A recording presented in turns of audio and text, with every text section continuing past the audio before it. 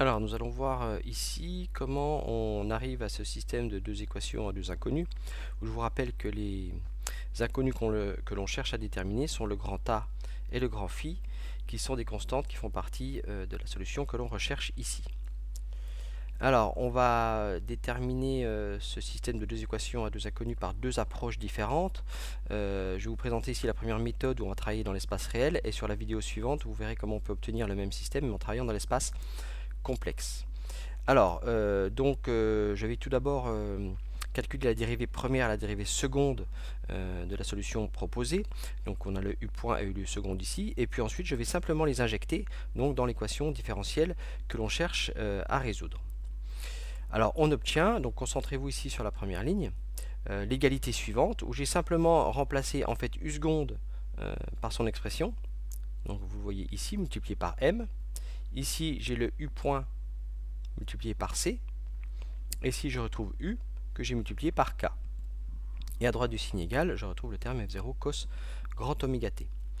Dans la ligne du dessous, j'ai simplement regroupé les termes en cos grand oméga t et en sinus grand oméga t. Donc j'en ai un seul ici en sinus grand oméga t. Et en ce qui concerne le cos grand oméga t, donc j'ai le terme ak que vous retrouvez ici et le terme moins a grand oméga carré que vous retrouvez ici. Okay. Alors ensuite, la méthode qu'on va utiliser ici, je vous rappelle qu'on recherche une solution particulière, donc on va un petit peu mettre en œuvre tout ce que l'on peut pour satisfaire cette égalité.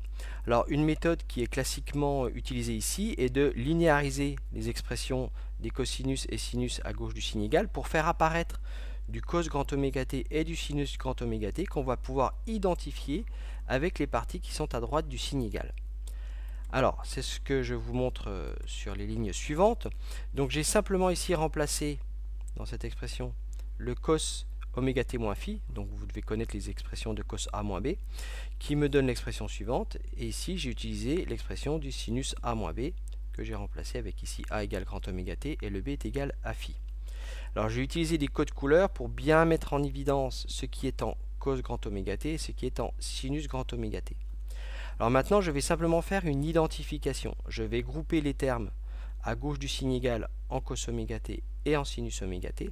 Et je vais grouper à droite les termes qui sont en cos grand oméga t et en sinus grand oméga t. Il se trouve qu'il n'y en a pas. Et je vais faire l'identification. Alors voilà ce que l'on obtient. Donc, si je prends les termes à gauche du signe égal en cos grand oméga t, j'ai cette quantité multipliée par cos phi, que je retrouve ici.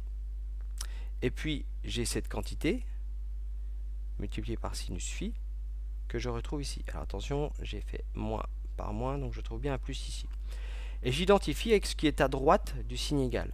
Donc je me retrouve ici simplement avec f0. Je fais de même avec les sinus grand oméga t, donc ici en vert. Donc on retrouve la même quantité ici, mais multipliée par sinus phi, et la même quantité ici, multipliée par par cosinus phi. Et à droite du signe égal, je n'ai aucune quantité en sinus grand oméga t. Donc je me trouve avec ce système de deux équations à deux inconnus, où je vous rappelle que l'on recherche ici le grand A et le grand Phi. Alors là, la méthode utilisée est, comme précédemment, relativement classique. En fait, on va prendre la première égalité ici, que j'ai numérotée numéro 1, et je vais la multiplier par cosinus phi. Donc je vais avoir cette quantité-là qui va être multipliée par cos phi, donc ça va me donner un cos carré phi ici. Et ici, je vais avoir un sin phi cos phi. Ne pas oublier le terme de droite qui va être également multiplié par cosinus phi. Je vais ensuite prendre la deuxième égalité que je vais multiplier par sinus phi. Donc je vais avoir cette quantité multipliée par sinus carré phi. Et ensuite je vais avoir cette quantité qui va être multipliée par sinus phi, donc j'aurai du cos phi sinus phi. Et ensuite je vais faire la somme des deux égalités. Donc que va-t-il se passer? Vous voyez qu'ici j'ai exactement les mêmes quantités, multipliées par cos carré phi et sinus carré phi. Donc quand je vais les sommer, je vais faire apparaître 1 et faire disparaître ici les cosinus et sinus phi.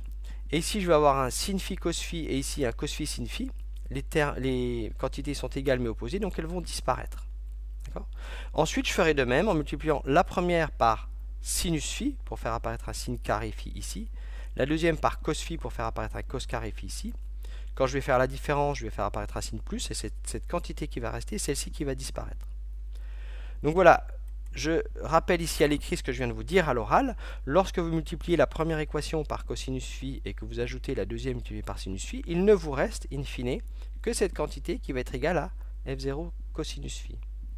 Si vous faites le pendant, à savoir la première que vous multipliez par sinus phi, et vous soustrayez la deuxième que vous multipliez par cos phi, alors ce terme-ci va disparaître, et vous faites apparaître, vous conservez le CA grand oméga qui va être égal à f0 sinus phi. Et donc on retrouve le système de deux équations à deux inconnus qui était à la fin de la diapositive numéro 12. Voilà, dans la vidéo suivante, donc on va montrer comment on peut arriver à ce système, mais en travaillant avec les complexes.